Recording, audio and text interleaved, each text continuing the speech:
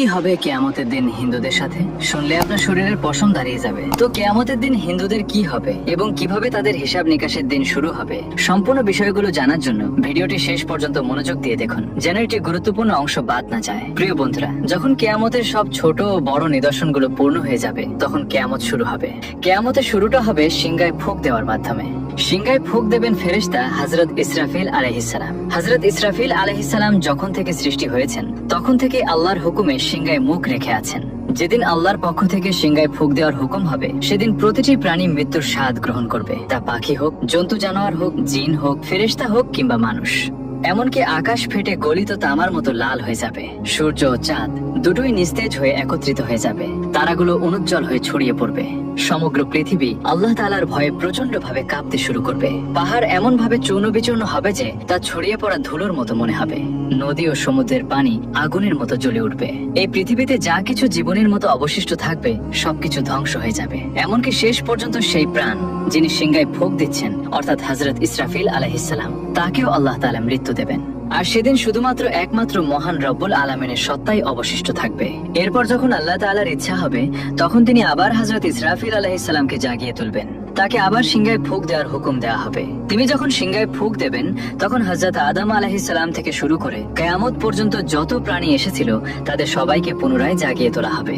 সেই সময় সবার আগে কবর থেকে বের হয়ে আসবেন সৃষ্টির শ্রেষ্ঠ নবীদের ইমাম হযরত মুহাম্মদ মুস্তাফা সাল্লাল্লাহু আলাইহি ওয়াসাল্লাম। এরপর হযরত মুসা আলাইহিস সালাম তার কবর থেকে উঠে দাঁড়াবেন। তারপর বাকি মানুষও তাদের কবর থেকে বের হতে শুরু করবে। তাদের সবাইকে হাসরের ময়দানে নিয়ে আসা হবে। সেখানে সব পুরুষ ও নারী নগ্ন দেহে এবং খালি পায়ে থাকবে। কিন্তু ভয় ও আতঙ্কের কারণে কেউ কারো দিকে তাকানোর মতো সাহস পাবে না, কারণ হাসরের ময়দানে সূর্য 10 গুণ বেশি তীব্র হবে। প্রত্যেকে মনে করবে যে সূর্য পৃথিবী থেকে মাত্র কয়েক গজ দূরে রয়েছে। তীব্র রোদের কারণে মানুষ ঘামে ভিজে যাবে।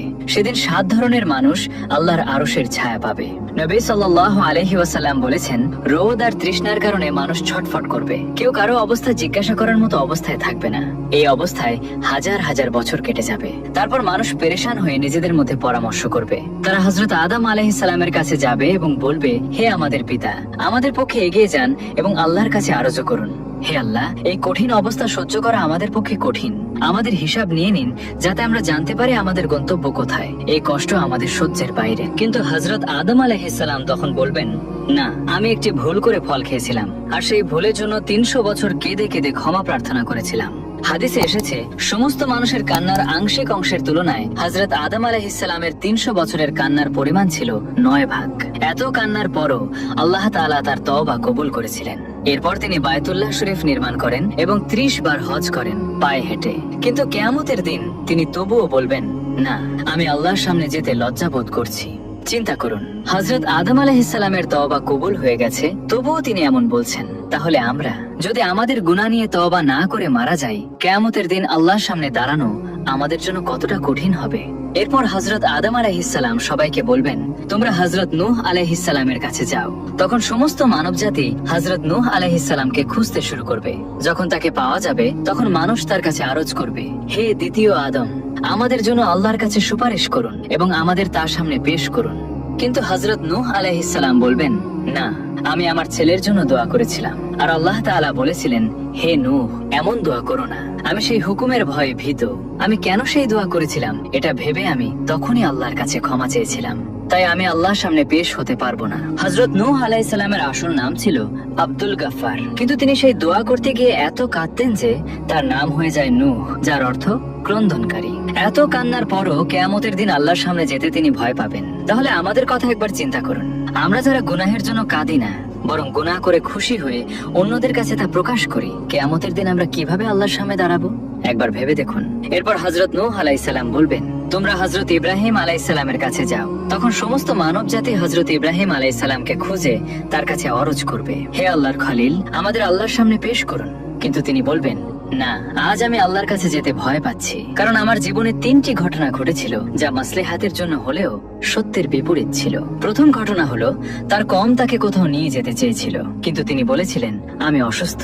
আসলে তাদের সাথে যাওয়া তার কাছে আধ্যাত্মিক অসুস্থতার মতো ছিল, তাই তিনি তাদের কাছে অজুহাত দেখিয়েছিলেন। কোরআনে আল্লাহ বলেছেন, তিনি বলেছিলেন, আমি অসুস্থ। এখানে তিনি অসুস্থতার অজুহাত দেখিয়েছিলেন, যা সত্যের বিপরীত ছিল। তাই তিনি বলবেন, আমি আল্লাহর সামনে যেতে লজ্জা বোধ করছি। দ্বিতীয় ঘটনা ছিল, তিনি তার স্ত্রী হযরত সারা রাদিয়াল্লাহু আনহাকে নিয়ে মিশরের দিকে যাচ্ছিলেন। সেখানে এক জালেম বাদশাহ ছিল। সে তার সৈন্যদের বলেছিল, যেখানে কোনো সুন্দরী নারী দেখবে তাকে ধরে আমার কাছে নিয়ে এসো। আল্লাহ তাআলা হযরত সারাকে অপূর্ব সৌন্দর্য দিয়েছিলেন, তাই সৈন্যরা তাকে ধরে নিয়ে যায়। সেই বাদশার নিয়ম ছিল, যদি কোনো নারীর স্বামী থাকে তাকে হত্যা করা হতো, কিন্তু যদি ভাই বা বাবা থাকতো তাকে হত্যা করা হতো না, তবে অন্যায় করা হতো। হযরত ইব্রাহিম আলাইহিস সালামের কাছে যখন জিজ্ঞাসা করা হলো, তুমি এই নারীর কে হও, তখন তিনি নিজের জীবন বাঁচাতে বললেন, এ আমার বোন। আল্লাহ তাআলা বলেছেন, ইমানদাররা ভাই ভাই, তাই ইমানের দিক থেকে হযরত সারাকে তিনি বোন বলেছিলেন। এটি শরীয়তের দৃষ্টিকোণ থেকে জায়েজ ছিল, কারণ জীবন বাঁচানোর জন্য হারাম ও হালাল হয়ে যায়। তবুও তিনি এই কথার জন্য লজ্জাবোধ করেছিলেন। তৃতীয় ঘটনা ছিল, তিনি একবার মূর্তি ভেঙেছিলেন। যখন কাফিরা তাকে জিজ্ঞাসা করলো, আমাদের মাবুদকে কে ভেঙেছে, তিনি বললেন, তোমরা তাকে জিজ্ঞাসা করো যাকে তোমরা বড় মনে করো। তিনি মূর্তি ভেঙে কুড়ালটি বড় মূর্তির কাঁধে রেখে দিয়েছিলেন, তাই তিনি বললেন, বড় মূর্তির কাছে জিজ্ঞাসা করো। এটি তেমন বড় কথা না হলেও কাফিরদের বোঝানোর জন্য করা হয়েছিল, কিন্তু এটি সত্যের বিপরীত ছিল। তাই তিনি বলবেন, আল্লাহর খলিল হওয়া সত্ত্বেও আমি আল্লাহর সামনে যেতে লজ্জা বোধ করছি। আমরা যারা দিনরাত মিথ্যা কথা বলি, মিথ্যা কসম খাই, অন্যের সামনে নিজের দোষ ঢাকতে মিথ্যা বলি, কিয়ামতের দিন আমাদের কতটা লজ্জাবোধ হবে একবার ভাবুন তো। এরপর হযরত ইব্রাহিম আলাইহিস সালাম বলবেন, তোমরা হযরত মুসা কালিমুল্লাহ আলাইহিস সালামের কাছে যাও। তখন সমস্ত মানবজাতি হযরত মুসা আলাইহিস সালামের কাছে গিয়ে বলবে, আমাদের জন্য আল্লাহর কাছে সুপারিশ করুন। কিন্তু তিনি বলবেন, না, আমি সুপারিশ করতে পারবো না, কারণ একবার আমি আমার বিরোধী এক ব্যক্তির সাথে ঝগড়া করেছিলাম। নসিহতের জন্য তাকে একটি ঘুষি মেরেছিলাম যাতে সে বুঝতে পারে, কিন্তু সেই ঘুষিতেই সে মারা গিয়েছিল। আমি আল্লাহর কাছে ক্ষমা চেয়েছিলাম, তবুও সে আমার ঘুষিতে মারা গিয়েছিল, তাই আমি আল্লাহর সামনে যেতে লজ্জা বোধ করছি। তারপর হযরত মুসা আলাইহিস সালাম বলবেন, তোমরা হযরত ঈসা আলাইহিস সালামের কাছে যাও। তখন সমস্ত মানবজাতি হযরত ঈসা আলাইহিস সালামের কাছে গিয়ে বলবে, আমাদের জন্য আল্লাহর কাছে সুপারিশ করুন। কিন্তু তিনি বলবেন, না, আমি আল্লাহর সামনে যেতে ভয় পাচ্ছি, কারণ আমার উম্মত আমাকে এবং আমার মাকে আল্লাহর সাথে শরীক করে ফেলেছিল। আজ যদি আল্লাহ আমাকে জিজ্ঞাসা করেন, তুমি কি বলেছিলে আমার সাথে তোমাকে আর তোমার মাকে শরীক করতে, তাই আমি আল্লাহর সামনে যেতে ভয় পাচ্ছি। তারপর হযরত ঈসা আলাইহিস সালাম বলবেন, তোমরা আল্লাহর প্রিয় নবী হযরত মুহাম্মদ সাল্লাল্লাহু আলাইহি ওয়াসাল্লামের কাছে যাও। তখন সবাই নবী সাল্লাল্লাহু আলাইহি ওয়াসাল্লামের কাছে যাবে। সেই সময় আল্লাহ তাআলা নবীদের জন্য মিম্বার তৈরি করবেন। সব নবী তাদের নিজ নিজ মিম্বারে বসবেন। নবী সাল্লাল্লাহু তাআলা আলাইহিস সালামের জন্য একটি মিম্বার তৈরি করা হবে, কিন্তু তিনি সেই মিম্বারে বসবেন না, কারণ তার মনে হবে, যদি আমি এই মিম্বারে বসি তাহলে এটি জান্নাতে চলে যেতে পারে আর আমার গুনাহগার উম্মত পেছনে থেকে যাবে। তখন আল্লাহ তাআলা জিজ্ঞাসা করবেন, হে আমার প্রিয় বন্ধু, আপনি মিম্বারে বসছেন না কেন? তখন তিনি বলবেন, হে আল্লাহ, আমার উম্মতের গুনাহের বিষয়ে এখনো ফায়সালা হয়নি, আমি কিভাবে মিম্বারে বসি? এরপর আল্লাহ তাআলা তার উপর একটি বিশেষ তাজাল্লি প্রকাশ করবেন। নবী সাল্লাল্লাহু তাআলা আলাইহিস সালাম বলেছেন, সেই তাজাল্লির কারণে আল্লাহ তাআলা আমাকে মাকামে মাহমুদ দান করবেন। আমি সেখানে গিয়ে একটি সিজদা করব, আর সেই সিজদায় আল্লাহর এমন প্রশংসা করব যা আগে কেউ করেনি এবং পরেও কেউ করবে না। কান্নারত অবস্থায় আমি সেই সিজদা করব। আল্লাহ তাআলা আমার সিজদা কবুল করবেন এবং জিজ্ঞাসা করবেন, হে আমার প্রিয় বন্ধু, আপনি কি চান? আমি বলবো, হে আল্লাহ, আপনার বান্দাদের হিসাব নিয়ে নিন। আল্লাহ তাআলা বলবেন, ঠিক আছে। হাদিসে এসেছে, যখন অনুমতি দেওয়া হবে তখন নবী সাল্লাল্লাহু তাআলা আলাইহি ওয়াসাল্লাম হযরতে আবু বকর রাদিয়াল্লাহু আনহুর হাত ধরে আল্লাহর সামনে পেশ করতে চাইবেন, যাতে হিসাব শুরু হয়। এটি শুনে হযরতে আবু বকর রাদিয়াল্লাহু আনহুর চোখে পানি এসে যাবে। তিনি বলবেন, হে আল্লাহর নবী সাল্লাল্লাহু আলাইহি ওয়াসাল্লাম, আমি জীবনের শেষ সময়ে মুসলিম হয়েছিলাম। আমার জীবনের বেশিরভাগ সময় ইসলামের আগে কেটেছে, তাই আমি চাই না আমাকে আগে পেশ করা হোক। কিন্তু আল্লাহর প্রিয় নবী সাল্লাল্লাহু আলাইহি ওয়াসাল্লাম বলবেন, হে আবু বকর, তোমাকে এগিয়ে যেতে হবে। তখন হযরত আবু বকর রাদিয়াল্লাহু আনহু এগিয়ে যাবেন এবং নবী সাল্লাল্লাহু আলাইহি ওয়াসাল্লাম যা করেছিলেন তিনি তাই করবেন। তিনি আল্লাহর সামনে সিজদায় পড়ে যাবেন এবং কাঁদতে শুরু করবেন। কিতাবে লেখা আছে, সিদ্দিকী আকবর রাদিয়াল্লাহু আনহু এত কাঁদবেন যে আল্লাহ তাআলা বলবেন, হে আমার প্রিয় নবীর ঘনিষ্ঠ বন্ধু, কেন কাঁদছো? সিজদা থেকে মাথা তুলে বলো, তুমি কি চাও? আল্লাহ তাআলা তার সিজদা কবুল করবেন এবং তার উপর একটি বিশেষ তাজাল্লি প্রকাশ করবেন। হাদিসে এসেছে, কিয়ামতের দিন আল্লাহ তাআলা সবার উপর সাধারণ তাজাল্লি প্রকাশ করবেন, কিন্তু হযরত আবু বকর রাদিয়াল্লাহু আনহু এর উপর বিশেষ তাজাল্লি প্রকাশ করবেন। আল্লাহ তাআলা তার প্রিয় নবীর এই বন্ধুর প্রতি এত খুশি হবেন যে তার উপর বিশেষ তাজাল্লি প্রকাশ করবেন।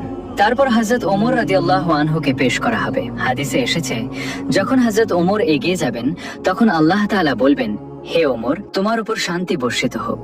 আরেকটি হাদিসে আছে, কিয়ামতের দিন আল্লাহ তাআলা সবার আগে হযরত ওমর রাদিয়াল্লাহু আনহুকে সালাম দিবেন। তিনি এমন পবিত্র জীবন যাপন করেছিলেন যা তার আমল দেখে আল্লাহ তাআলা খুশি হবেন। এরপর আল্লাহর প্রিয় হযরত ওসমান রাদিয়াল্লাহু আনহুকে পেশ করা হবে। কিতাবে লেখা আছে, যখন হযরত ওসমান আল্লাহর সামনে পেশ হবেন তখন আল্লাহ তাআলা তার হিসাব খুব দ্রুত নিয়ে নেবেন। এরপর হযরত আলী রাদিয়াল্লাহু আনহুকে আল্লাহর সামনে পেশ করা হবে। হাদিসে এসেছে, কিয়ামতের দিন সবচেয়ে সহজ ও দ্রুত হিসাব হবে হযরত আলী রাদিয়াল্লাহু আনহুর। যখন নবী সাল্লাল্লাহু আলাইহি ওয়াসাল্লামের 4 জন প্রিয় সাহাবী পেশ হয়ে যাবেন, তখন আল্লাহ তাআলার জালাল জামালে রূপান্তরিত হবে। তিনি বলবেন, আজ আমার নেক বান্দাদের আলাদা করো। তখন কাফের ও মুশরিকদের একদিকে এবং নেক বান্দাদের আরেক দিকে আলাদা করা হবে। এরপর সবার আমলের হিসাব নেওয়া হবে। তারপর আল্লাহ তাআলা বলবেন, জাহান্নামের উপর দিয়ে পুলসিরাত পার হয়ে নেক লোকেরা জান্নাতে যাও। যখন মুমিন বান্দারা পুলসিরাত পার হতে শুরু করবেন, তখন কিছু মুমিন এমন হবেন যারা বিদ্যুতের গতিতে পার হয়ে যাবেন। কেউ বাতাসের গতিতে, কেউ ঘোড়ার গতিতে, কেউ দৌড়ানো মানুষের গতিতে, কেউ হাঁটার গতিতে, আর কেউ হামাগুড়ি দিয়ে পার হবেন। যারা পুলসিরাত পার হয়ে যাবেন, আল্লাহ তাআলা তাদের জান্নাত দান করবেন। যখন তারা পুলসিরাত পার হয়ে যাবেন, তখন নবী করিম সাল্লাল্লাহু আলাইহি ওয়াসাল্লাম মনে করবেন, আমার উম্মতের সবাই আমার সাথে এসে গেছে এবং জাহান্নাম থেকে মুক্ত হয়েছে। তিনি তাদের নিয়ে জান্নাতে প্রবেশ করবেন। কিন্তু যে মুসলিমরা পুলসিরাত পার হতে গিয়ে জাহান্নামে পড়ে যাবেন, তাদের শাস্তি হবে। প্রিয় দর্শক, কিয়ামতের দিনের এই ভয়াবহ দৃশ্য আমাদের জন্য সতর্ক বার্তা।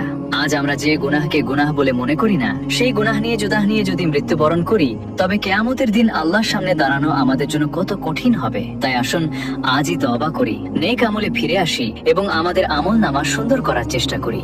প্রিয় বন্ধুরা, ভিডিওটি যদি আপনাদের কাছে ভালো লাগে ও উপকারী মনে হয়, তাহলে ভিডিওতে লাইক দিন আর শেয়ার করে বিষয়টি সবাইকে জানার সুযোগ করে দিন। আর অবশ্যই চ্যানেলটি সাবস্ক্রাইব করুন। এই ভিডিও সম্পর্কে আপনার যে কোনো মতামত জানাতে অবশ্যই কমেন্ট করুন। আল্লাহ হাফেজ।